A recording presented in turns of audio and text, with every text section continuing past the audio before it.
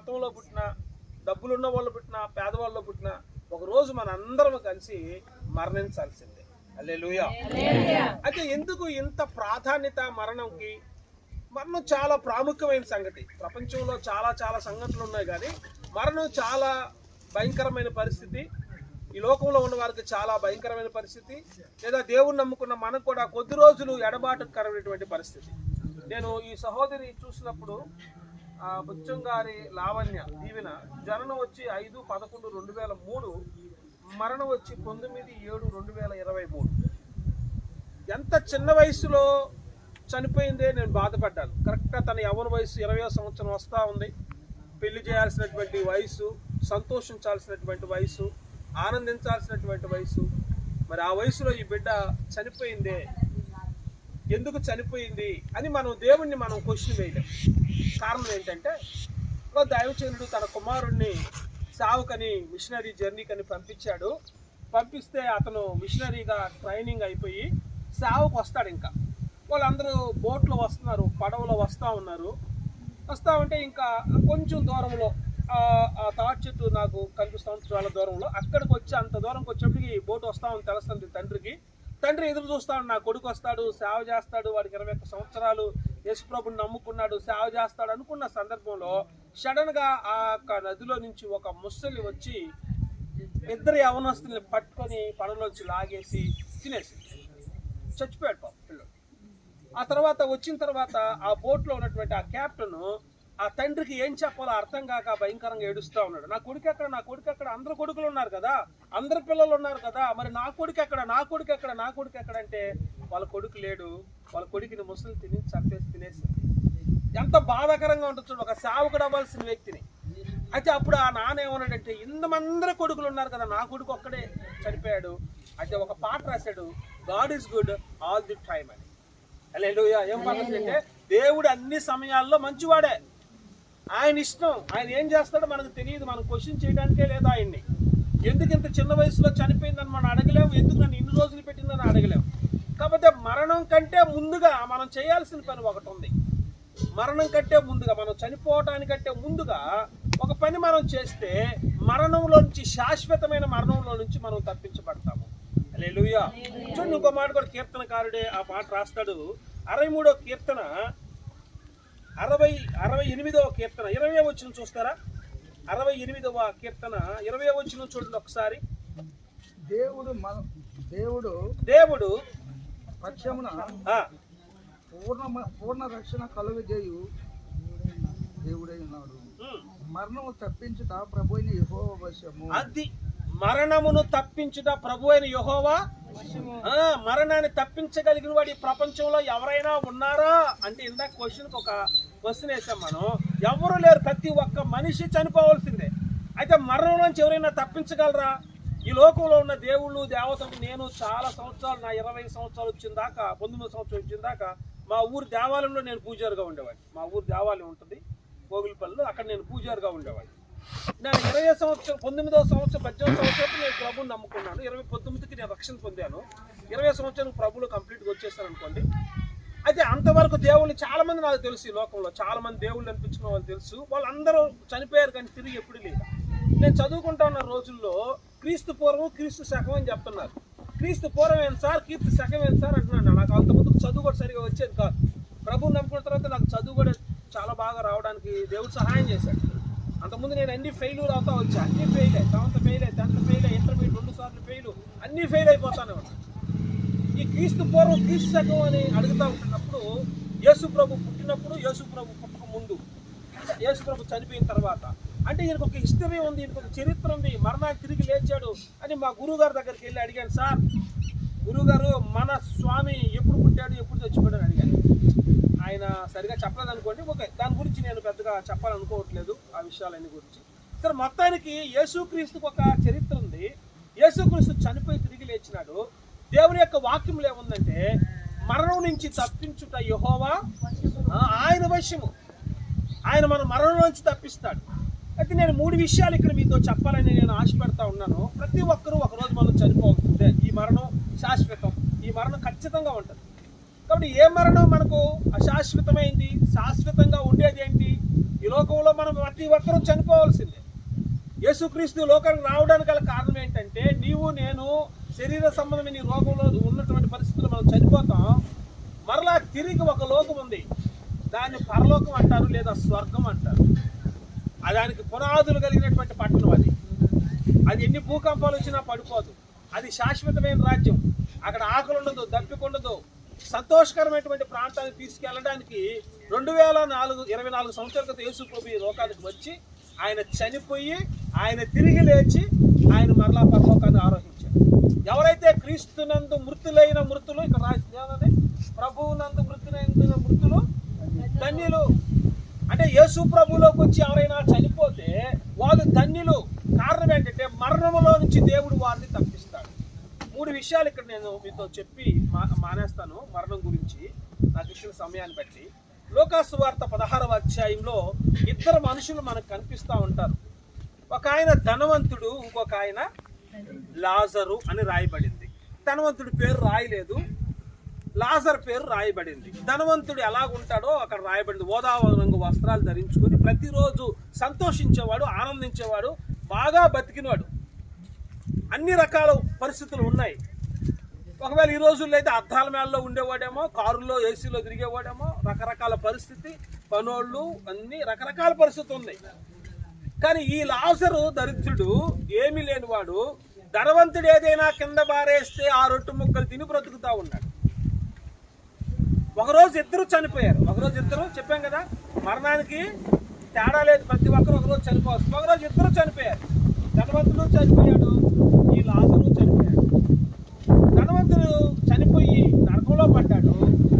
దరిద్రుడు అయినటువంటి లాజరు చనిపోయి అబ్రహాం యొక్క రొమ్మున ఆనాడు. ఆ రోజు ఆ ధనవంతుడు అంటాడు, నా తండ్రి అయిన అబ్రహామా, నేను ఇక్కడ వేదన పడుతూ ఉన్నాను, అల్లాడిపోతా ఉన్నాను, కాలిపోతా ఉన్నాను, చాలా బాధపడుతున్నాను, దాహం వేస్తా ఉంది. ఆ లాజర్ను పంపించి కొద్దిగా వాటర్ పంపించి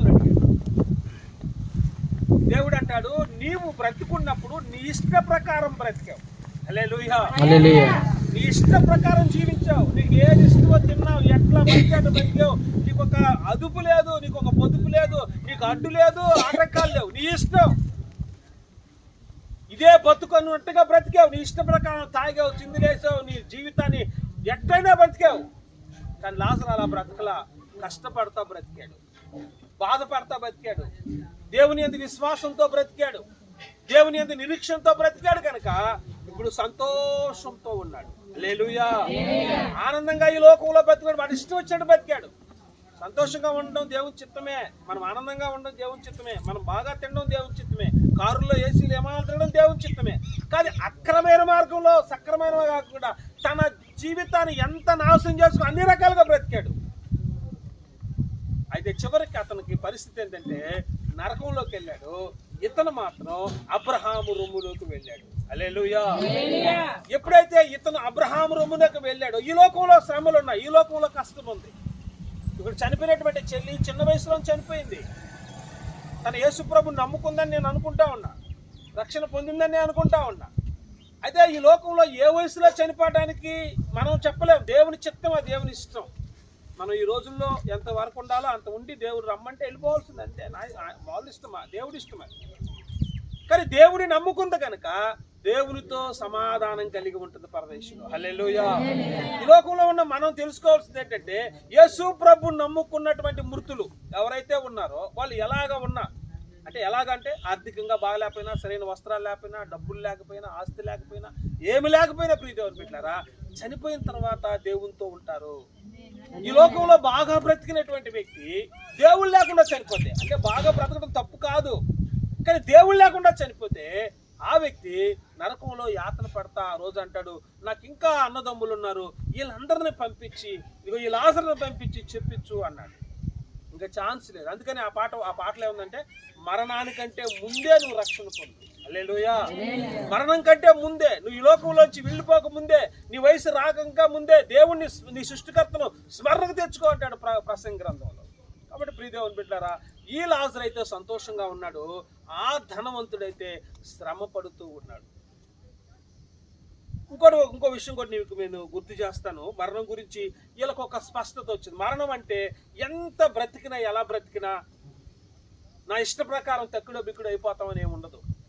ఈ లోకంలో ఇదే లోకం, ఇంకా శాశ్వతం లేదు. ఈ లోకమే జీవితం, ఇదే బ్రతుకు, ఇక్కడే బ్రతుకుతాను, ఇక్కడే తింటాను, ఇక్కడే ఉంటాను, ఇదే నా జీవితం అనుకోవటానికి లేదు ప్రియదేవుని బిడ్డలారా. ఈ మరణం తర్వాత పరలోక రాజ్యం ఒకటి ఉంది. చాలా మంది అనుకుంటారు నేను ఈ మరణం తర్వాత ఇంకొక రకంగా ఇంకో జన్మలో పుడతాను, మళ్ళీ ఇంకో జన్మలో పుడతాను అనుకుంటారు. కానీ ఇంకొక జన్మలు లేవు. దేవుడిచ్చింది ఈ జీవితం ఎలాంటిదంట? విలువైనది. ఈ జీవితం విలువైంది. ఇక్కడ ఉన్నప్పుడు జాగ్రత్తగా బ్రతుకు, దేవుని కొరకు బ్రతుకు. ఒకవేళ నీ జీవితంలో ఏదైనా ఇంకా ఇక్కడ కూర్చున్న వాళ్ళు నేను దేవునికి వ్యతిరేకంగా బ్రతుకుతున్నాను ఒకవేళ మీకు అనిపిస్తే మీరు ఏం చేయాల్సిన అవసరం లేదు, ఎవరికి పోయి చెప్పాల్సిన అవసరం లేదు. ప్రభు దగ్గర ప్రార్థన చేసిన, ప్రభు నన్ను క్షమించు, ఇంతవరకు నేను అటు బ్రతికాను, ఇక్కడి నుంచి నేను జాగ్రత్తగా బ్రతుకుతాను ప్రభు, నీకు ఇష్ట ప్రకారంగా బ్రతుకుతాను, నన్ను క్షమించు ప్రభు అని ఒక్క మాట అంటే చాలు. ఈ పాపాలన్నింటిని ఆయనకు అడిగేస్తాడు, నిన్ను పరిశుద్ధపరుస్తాడు. నువ్వు ఎవరికి చెప్పాల్సిన అవసరం లేదు. నిన్ను పాతాల అగాధ సముద్రాల్లో వాటిని పడేస్తాను నీ పాపాలని. మళ్ళా సాతాను వచ్చి గుర్తు చేసిన ప్రభు అంటాడు, అవి నాకు గుర్తులేవో మర్చిపోయింది అని అంటాడు. హల్లెలూయా. కాబట్టి ప్రియదేవుని బిడ్డలారా, అయితే లాజరు అలా బ్రతికాడు, కానీ ఈ ధనవంతుడు అలా బ్రతకలా. వాడు ఇష్టం వచ్చినట్టు బ్రతుకుడు, ఇష్టకరమైన. ఇంకో మాట చూద్దాం, చూడండి. ఫిలిప్పీయులకు రాసిన పత్రికలో అపోస్తలుడైన పౌలు ఒక మాట అంటాడు మరణం గురించి. ఫిలిప్పీయులకు రాసిన పత్రిక 1వ అధ్యాయం 21వ వాక్యాన్ని మనం చదువుకుందాం. నా మట్టుకైతే బ్రతుకుట క్రీస్తే, చావైతే నాకు లాభము అన్నాడు. నా మట్టుకైతే బ్రతుకుట క్రీస్తే, నేను బ్రతికితే క్రీస్తు కోసమే బ్రతుకుతా, చచ్చిపోతే కూడా నాకు లాభమే అన్నాడు. చచ్చిపోతే కూడా నాకు లాభమే, ఎందుకంటే ఈ రెండిట్ల మధ్య నేను ఇరికించబడ్డాను అన్నాడు. నాకు చాలా బాగా ఇష్టం ఆ వాక్యం. ఈ రెండింటి మధ్య నేను ఇరికించబడి ఉన్నాను. చదువుతారా మాటల కింద? నేను మరణించాలనే నా కోరిక ఉంది, కానీ బ్రతికితే కూడా మంచిదే, మరణిస్తే కూడా ఇంకా లాభమే అంటాడు. రెండు అర్థం కాదు, ఏది చేయాలో అర్థం కాదు. చిన్నపిల్లలు చెప్పామనుకోండి, 2 వస్తువులు ఇచ్చామనుకోండి, మరి ఏదో ఒకటి తీసుకోండి, వాడు 2 తీసుకుంటాడు. ఏదైనా ఒకటి తీసుకోరా అంటే 2 తీసుకుని నాకు 2 ఇష్టమే అంటాడు. ఇప్పుడు పౌలు కూడా అర్థం కావట్లా, ఏది చేయాలా? చచ్చిపోతే బాగుండు, దేవునితో సమాధానంగా ఉంటాము, బ్రతికితే కూడా బాగుండు, మీకోసం ఉంటాను. తెలియదు ఎవరు? చదువుతారా? అయినను శరీరంతో నేను జీవించుచున్నా నాకున్న పనికి ఫలసాధనమైన ఎడల నేనేమి కోరుకుందునో నాకు అర్థం కావట్లేదు. ఈ రెండింటి మధ్య నేను ఇరుకును పడి ఉన్నాను. హల్లెలూయా. పౌలు అంటాడు, నేను మరణిస్తే కూడా బాగుంటుంది అంటాడేంటి, లాభం అంటాడేంటి? మనిషికి మరణం లాభం ఏంటండి? దుఃఖం కదా, కన్నీరు కదా, వేదన కదా, బాధ కదా. కానీ పౌలు ఏమంటే, ఎవరైతే క్రీస్తులో వచ్చారనుకో, యేసు ప్రభు దగ్గరకు వచ్చిన తర్వాత యేసు ప్రభులో ఉన్న వ్యక్తి మరణిస్తే సమాధానంగా ఉంటాడు, సంతోషంగా ఉంటాడు. అక్కడ ఆకలి లేదు, దప్పిక లేదు, సమాధానంగా ఉంటాడు. ఆ మధ్య నేను పరలోకం గురించి ఆలోచిస్తున్నప్పుడు, ఈ లోకంలో ఉన్నప్పుడు పరలోకం ఎలా ఉంటుంది, స్వర్గం, how it is the Paradise అని అంటే లోకంలో వాళ్ళు చాలా మంది రకరకాలుగా చెప్తారు. అక్కడ ఎవరో ఉంటారు, డాన్స్లు వేస్తూ ఉంటారు, అక్కడ ఏదో తెపాస్తారు, తాగుతూ ఉంటారు. నేను అనుకున్నప్పుడు మరి అక్కడికి కూడా పోయి తాగడమేనా? ఇక్కడ తాగి ఆడవాళ్ళని ఇబ్బంది పెట్టి మళ్ళీ ఆడకు కూడా పోయి తాగుతారా? అక్కడ కూడా డాన్స్లేనా? అక్కడ కూడా అంటే పరలోకంకి ఒక పరిశుద్ధతే లేదా? కానీ ఇక్కడ మనం చెప్తున్నటువంటి ఈ పరలోకం సమాధానం కలిగినటువంటి రాజ్యం అది. హల్లెలూయా. అక్కడ ఎలా ఉంటుందంటే అక్కడ కక్షలు ఉండవు, కార్పణ్యాలు ఉండవు, ఆకలను దప్పుకుండదు, ఎలుకలు, దేవుడే వెలుగై ఉంటాడు. ప్రీతులు సమాధానం, సంతోషకరమైనటువంటి పట్టణం అది. దాంట్లో మనం నివాసం చేయొచ్చు. అందుకనే పౌలు అంటాడు, నేను చనిపోతే కూడా నాకు బాగుండు, అయినా బ్రతికితే కూడా బాగుండు, బ్రతికితే మీకోసం బ్రతుకుతాను, చనిపోతే దేవునితో సమాధానంగా ఉంటాను. హల్లెలూయా. మనం బ్రతికేది దేవుని కోసమే ప్రీతి అనుకుంటారు, మీరు మర్చిపోవద్దు. మీరందరూ ఇన్ని రోజులు బ్రతుకుతున్నారు, నేను ఇన్ని రోజులు బ్రతుకుతాను అంటే మనం దేవుని కొరకు బ్రతుకుతా ఉన్నాం. బ్రతికితే దేవుని కొరకు బ్రతుకుతాము, చనిపోతే దేవునితో సమాధానంగా ఉంటాం. ఈ లోకంలో చాలా మంది భక్తులు వచ్చారు, వాళ్ళు వచ్చి ఇక్కడ చనిపోతూ వచ్చారు, బ్రతుకుతూ వచ్చి చనిపోతూ వచ్చారు. వాళ్ళ మరణం, ఒక్కొక్కరు మరణం అనేక మంది జీవితాలకు ఆశీర్వాదకరంగా మార్చబడింది. అనేక మందికి వాళ్ళ మరణం ద్వారా అనేక మంది దీవించబడతా వచ్చారు. ఈరోజు మనం ఈ లోకానికి వచ్చినాము, బ్రతికినాము, మనకే మన ప్రయోజనకరంగా కాదండి, మన మరణము ఇతరులకు ప్రయోజనకరంగా మార్చబడాలి. అపోస్తలుడైన పౌలు ఈ లోకంలోకి వచ్చి జీవిస్తూ ఉంటున్నప్పుడు, నేను జీవిస్తే మంచిదే, మీకోసం జీవిస్తాను. చచ్చిపోతే దేవునితో సమాధానంగా ఉంటాను. పౌలు ఏమంటాడంటే నాకు మరణం అయితే లాభమే అన్నాడు. హల్లెలూయా. ఒకసారి మనం మరణం అంటే భయపడతాం. దేవుని బిడ్డలు మరణం అంటే భయపడాల్సిన అవసరమే లేదు. ఎందుకంటే మన సమాధానం ఇప్పుడు చెల్లి చనిపోయింది, దేవునితో ఉంది. మనమే ఇక్కడ బాధపడతా ఉన్నాం. మనకే బీపీలు, షుగర్లు, మళ్ళీ కొంచెం లేట్ అయితే ఆకలి, మళ్ళీ దాహం, మళ్ళీ వర్షం వస్తే చలి, ఎండ వస్తే ఎండ, ఇవన్నీ మనకున్నాయి. ప్రియదేవుని బిడ్డారా, చనిపోయిన వాళ్ళకి అయ్యే ఉండవు, సమాధానంగా ఉంటారు. వాళ్ళు క్రీస్తునందు ముద్ర వాళ్ళైతే వాళ్ళు అందరు కాదు. యేసు క్రీస్తు ఏంది ఎవరైతే చనిపోయారో వాళ్ళు సమాధానంగా ఉంటారు. అందుకని పౌలు అంటారు ధైర్యంగా. చివరిగా ఒక మాట చెప్పి నేను మానేస్తాను. తెస్సలోనికి రాసినటువంటి మొదటి పత్రిక 4వ అధ్యాయం 13వ వాక్యంలో మరణాన్ని గురించి అపోస్తున్న పౌలు ఒక మాట చెప్తా వచ్చాడు. సహోదరులారా, నేను చదువుతాను చూడండి. సహోదరులారా, నిరీక్షణ లేని ఇతరుల వరే మీరు దుఃఖపడకుండా నిమిత్తము నిద్రించుచున్న వారిని గురించి మీకు తెలియకుండా నాకు ఇష్టము.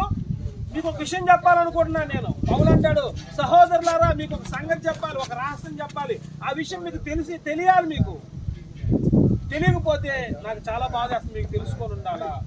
చూడండి, చాలా విషయాలు మనం తెలుసుకోకపోతే చాలా నష్టం వస్తుంది. ఒకసారి ఒక ఆయన విమానం ఎక్కాడండి. విమానం ఎక్కాడు. ముంబై నుంచి హైదరాబాద్కి ముంబై నుంచి ఎక్కాడు. పరిచయకి వెళ్ళాడు. ఆయన సాగుకి వెళ్ళాడు. హడావిడిగా వస్తూ ఉంటే ముంబైలో బ్యాగ్ తీసుకొని ఎక్కేశాడు. పెద్ద బ్యాగ్ మర్చిపోయినాడు ఆయన. సరే, తర్వాత వాళ్ళు ఫోన్ చేసి పంపిస్తాం నేను సార్ అని చెప్పారు. ఈ డబ్బులు దాంట్లో బ్యాగ్లో పెట్టాడు. ఇక్కడ జేబులో అంతా ఒక 300 రూపాయలు మాత్రమే. విమానం ఎక్కేశాడు. ఆకలేస్తూ ఉంది ఆయనకి. విమానంలో పైలట్లో పైకి వెళ్ళిన తర్వాత వాళ్ళు అక్కడ సర్వర్లు వచ్చి, సార్ మీరు హోస్ట్ అంటారు వాళ్ళు, విమానంలో ఉన్న వాళ్ళ హోస్ట్ వచ్చి, sir you want any coffee or drink అని అడిగితే ఆయన వద్దని చెప్పాడు. తర్వాత కొంచెం తర్వాత వాళ్ళు ఎవరైనా అన్నం తింటారా అని వచ్చారు. కూల్ డ్రింక్స్ తాగుతారంటే ఈయన వద్దు వద్దు వద్దు అంటున్నాడు. ఎందుకంటే ఈ జేబులో ఉండేది 300. ఆ బ్యాగ్ డబ్బులు అసలు హైదరాబాద్ దిగి మళ్ళీ రాజమండ్రికి రావాలంటే ఛార్జీ డబ్బులు కావాలని నేను అనుకుంటున్నాడు. ఆ పక్కన ఆయన అడిగాడు, సార్ మీకేమన్నా కడుపులో ఉన్న ప్రాబ్లమా, మోషన్ చేసిన ప్రాబ్లమా, మీరు ఎందుకు సార్ కూల్ డ్రింక్స్ తాగలేదు, కాఫీ తాగలేదు, భోజనం వస్తుంది, అన్నీ వస్తున్నాయి, తినట్లేదు ఎందుకు అని. ఆయన అన్నాడు, ఈ పాస్టర్ గారు అన్నాడు, సార్ నాకు అక్కడ డబ్బులు లేవు, 300 ఉన్నాయి అన్నాడు. అప్పుడు ఆయన అన్నాడు, సార్ భలేవాళ్ళు, మీరు కొన్న టికెట్లోనే అన్నీ ఉన్నాయి, మీరు అన్ని కొన్న టికెట్లోనే అన్నీ మీ ఇష్టం, ఏమైనా తినొచ్చు, ఇంకా ఏమైనా తాగొచ్చు, హ్యాపీగా ఉండొచ్చు, టికెట్లోనే ఉన్నాయి అనేటప్పటికి, సరే సరే నాకు కావాలి డ్రింక్స్ అనేటప్పటికి ఫ్లైట్ అనౌన్స్ చేస్తుంది, హైదరాబాద్ కమింగ్ అని. హైదరాబాద్ వచ్చేస్తుంది. ఇంకా అంటే తెలుసుకోకపోవడం వల్ల ఎంత నష్టం వచ్చిందంటే ప్రయోజనాన్ని పొందుకోలేకపోయారు.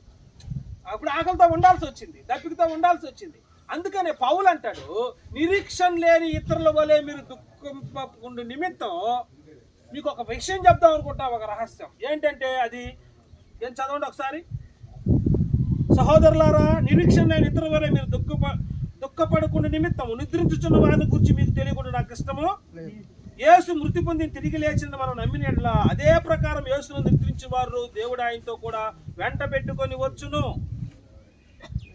ఎవరైతే చనిపోయారో వాళ్ళ గురించి మీకు ఒక విషయం చెప్తాం అనుకుంటున్నా. మీరు దుఃఖపడద్దు.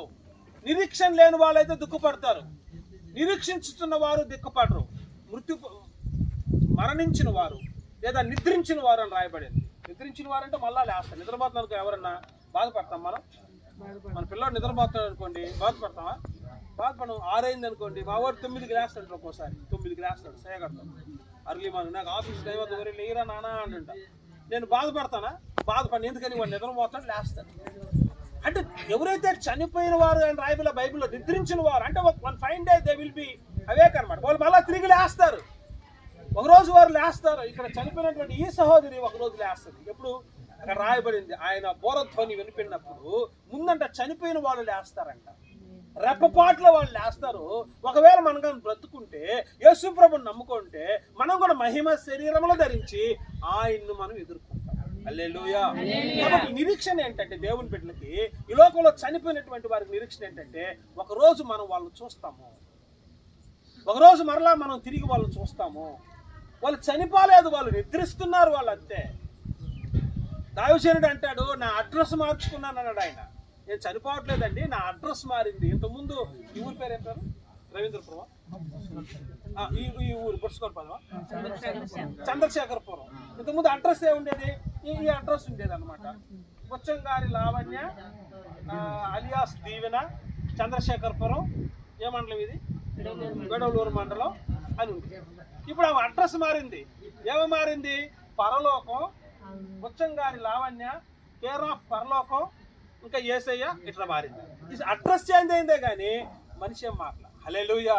కాకపోతే కనిపించట్లేదు కదా మనకు. అందుకనే పౌలు అంటాడు, మీరేం దుఃఖించాల్సిన అవసరమే లేదు, నిద్రించిన వారు మరణాలు వేస్తారు. మనం కూడా ఒకరోజు మనం చూస్తాం.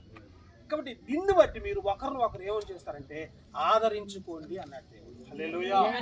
ఆదరించుకోండి, ఒక్కొక్కరిని ఆదరించుకోండి. ఏంటి ఆదరణ? వన్ ఫైన్ డే, ఒక రోజు మరలా మనం చూస్తాం, ఒకరోజు తిరిగి మళ్ళీ మనం కలుసుకుంటాం, సంతోషిస్తాం, ఆనందిస్తాం. యుగాయుగాలు సంతోషమే, కొద్ది రోజులే దుఃఖం, కొద్ది రోజులే బాధ.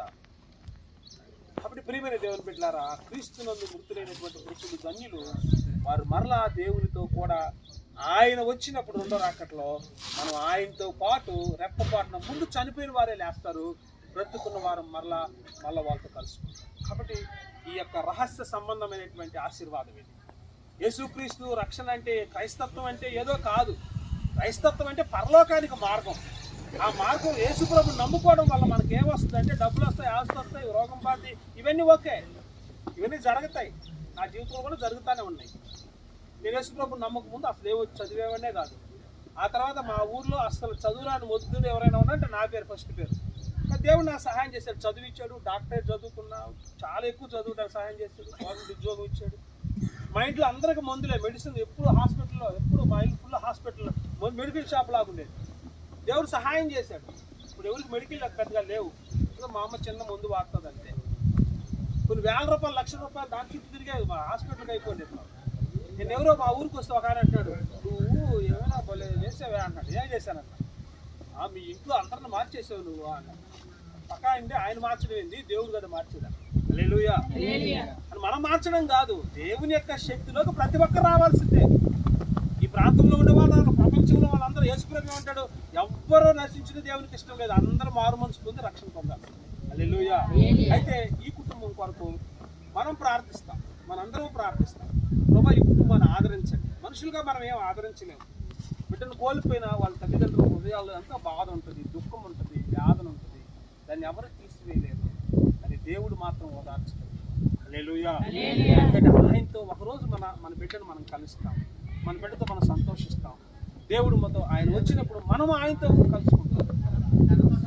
ఈ నిరీక్షణ బట్టి మీరు ఒకరినొకరు ఆదరించుకొని దేవుడు చిన్న ప్రార్థన చేసుకొని అయ్యగారికి సమయం ఇద్దాం. అందరు కళ్ళు మూసుకున్నట్లయితే, అందరు కళ్ళు మూసుకున్నట్లయితే, అందరు కళ్ళు మూసుకున్నారు, అందరు కళ్ళు మూసుకున్నారు, అందరు కళ్ళు మూసుకున్నారు.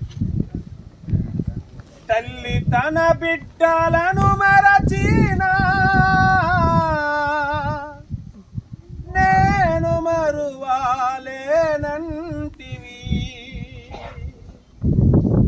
పరిశుద్ధులైన మా తండ్రి, మీ పాదాలకు స్తోత్రాలు చెల్లిస్తున్నాం. ఈ ఉదయకాల సమయంలో ప్రభా ఈ ప్రాంతంలో చేరి మిమ్మల్ని ఆరాధించి, స్తుతించి, గణపరచడానికి మీరు ఇచ్చిన అవకాశాన్ని బట్టి స్తోత్రాలు ప్రభు. మరణము రుచి చూడక బ్రతికే నరుడెవడు ప్రభా, పాతాళం వశువు కాకుండా ఉండేవాడు ఎవడని ఆయన మరణం నుంచి తప్పించుట యెహోవా వశము. ఆయన మీలో ఆయన మరణాన్ని తప్పించుకునే ఆశీర్వాదం అన్న సంగతి మాకు గుర్తు చేసినందుకు స్తోత్రాలు.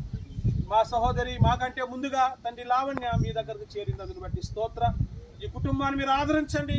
ఒకవేళ ఎవరైనా ఇంకా వాళ్ళ బిడ్డలను కోల్పోయి బాధపడతా, దిగులు పడతా ఉంటే ఇప్పుడే నీ దర్శనం చేత నీ బిడ్డలను తాకమని ప్రార్థిస్తున్నాం.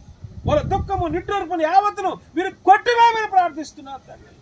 మీరు ఇచ్చిన అధికార నిరీక్షణ బట్టి ప్రభు ఒక్కొక్కరి హృదయాల్లో సమాధానాన్ని అనుగ్రహించండి, సంతోషాన్ని అనుగ్రహించండి ప్రభు. మీకు స్తోత్రాలు ప్రభు. అనేక విశేషంగా మీ కుటుంబాన్ని దీవించి అవకాశం ఇచ్చి సాగుతులు ప్రభు. మీ నామానికి మహిమ గంత ప్రభావితం అనేక మంది ప్రాంత రక్షణ సహాయించండి. యేసు నామంలో ప్రార్థించి అడిగి వేడుకొని